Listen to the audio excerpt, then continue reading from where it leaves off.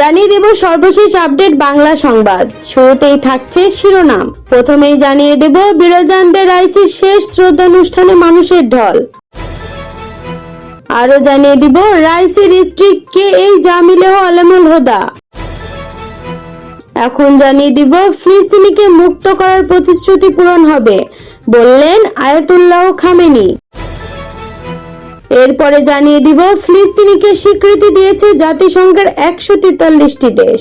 এতক্ষণ শুনছিলেন সংবাদ শিরোনাম, এখন থাকছে বিস্তারিত। ইরানে চলছে প্রয়াত প্রেসিডেন্ট ইব্রাহিম রাইসিকে শ্রদ্ধা জানানোর অনুষ্ঠান। আজ চিরনিদ্রায় শায়িত করা হবে এই নেতাকে। এবার রাইসির লাশ সর্বজনে শ্রদ্ধা জানানোর জন্য নেওয়া হয়েছে দক্ষিণ খোরসান প্রদেশে। ইরানের সংসদে দক্ষিণ খোরসানের মানুষেরই প্রতিনিধিত্ব করতেন রাইসি। বৃহস্পতিবার সকাল 7:30টায় বিরজান্দ শহরে রাইসির শেষ বিদায় অনুষ্ঠান শুরু হয়। ইরানের স্বরাষ্ট্রমন্ত্রী উপস্থিত রয়েছে এই অনুষ্ঠানে। খোরাসান ছাড়াও অন্যান্য প্রদেশের ইরানি বাসিন্দারাও অংশ নিয়েছেন রাইসির এই শ্রদ্ধা জ্ঞাপন অনুষ্ঠানে। আজকেই তাকে নিজের জন্ম শহরে সমাধিত করা হবে। গত শনিবার আজারবাইজান সফরে গিয়েছিলেন প্রেসিডেন্ট রাইসি। রোববার দেশটির প্রেসিডেন্ট ইলহাম আলিয়েভের সঙ্গে তিনি দুদেশের যৌথভাবে নির্মিত একটি বাঁধ উদ্বোধন করেছিলেন।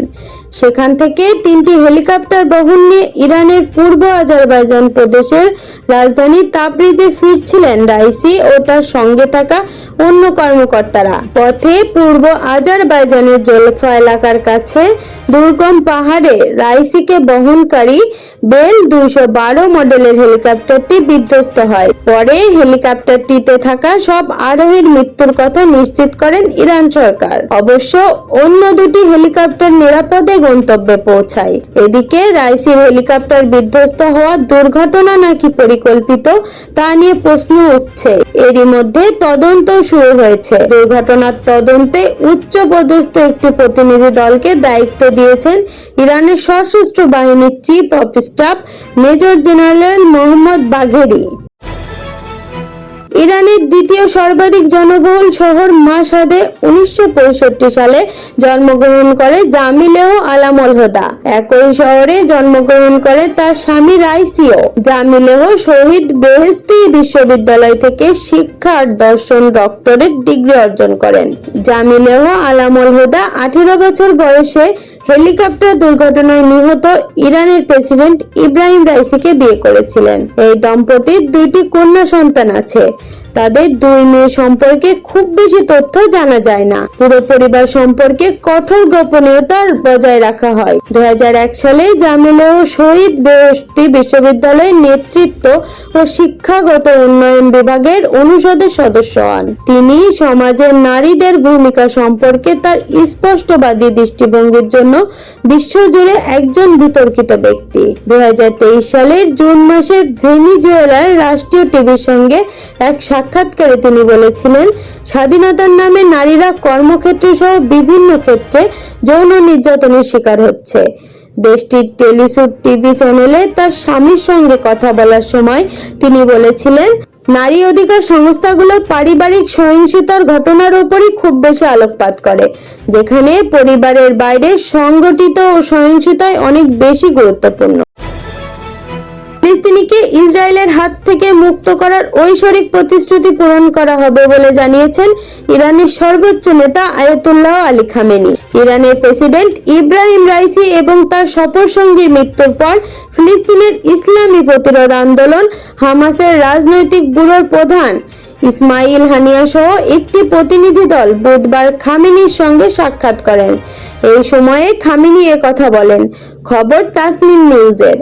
বৈঠকে খামেনি ফিলিস্তিন জাতিকে, বিশেষ করে গাজার জনগণকে সমবেদনা জানানোর জন্য ধন্যবাদ জানান। তিনি হানিয়াহর সন্তানদের শাহাদাতের জন্য সমবেদনা জানান এবং হামাসের রাজনৈতিক ব্যুরোর প্রধানকে তার ধৈর্যের জন্য প্রশংসা করেন। গাজার জনগণের অসাধারণ প্রতিরোধের কথা উল্লেখ করে আয়াতুল্লাহ খামেনি বলেন, তাদের প্রতিরোধ বিশ্বকে অবাক করেছে।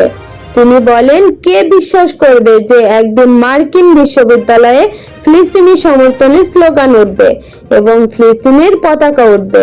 কিন্তু সেটা আজ ঘটছে। কে বিশ্বাস করবে যে একদিন জাপানে ফিলিস্তিনের সমর্থনে বিক্ষোভে ফার্সি ভাষায় ইসরায়েলের মৃত্যুর স্লোগান দেওয়া হবে? সেটি আজ হচ্ছে।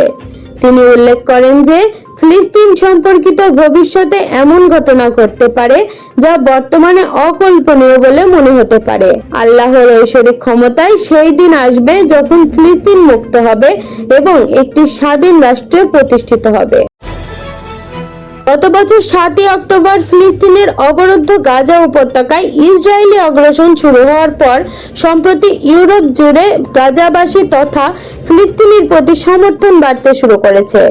সংঘাতের প্রথম দিকে যুক্তরাষ্ট্র ও তার মিত্র দেশগুলোর অধিকাংশই ইসরায়েলকে সমর্থন করলেও ব্যতিক্রম ছিল কয়েকটি পশ্চিমা দেশ, তাদের মধ্যে স্পেন ও আয়ারল্যান্ড অন্যতম।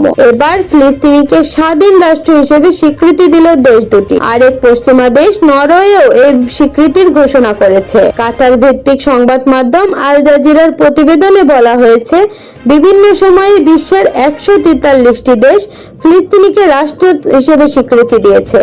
1988 সালের 15 নভেম্বর প্রথম ইন্তিফাদার শুরুতে প্যালেস্টাইন লিবারেশনের অর্গানাইজেশনের চেয়ারম্যান ইয়াসির আরাফাত ফিলিস্তিনিকে একটি স্বাধীন রাষ্ট্র হিসেবে ঘোষণা করেছিলেন, যার রাজধানী ছিল জেরুজালেম। আলজেরিয়ার রাজধানী আলজিয়াস থেকে ওই ঘোষণা দিয়েছিলেন ইয়াসির আরাফাত। আর প্রথম দেশ হিসেবে আলজেরিয়ায় আনুষ্ঠানিকভাবে ফিলিস্তিনিকে স্বীকৃতি দেয়।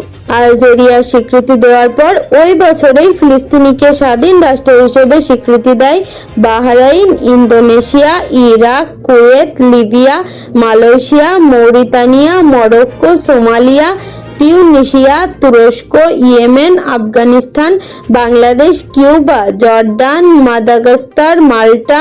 এদিকে স্লোভেনিয়া, মাল্টা ও বেলজিয়াম ও ফিলিস্তিনিকে স্বাধীন রাষ্ট্র হিসেবে স্বীকৃতি দেওয়ার বিষয়টি বিবেচনা করেছে বলে জানিয়েছেন। আজকের খবর এই পর্যন্তই। পরবর্তী খবর সবার আগে পেতে বিবিসি ওয়ার্ল্ড নিউজ চ্যানেলটি সাবস্ক্রাইব করে রাখুন।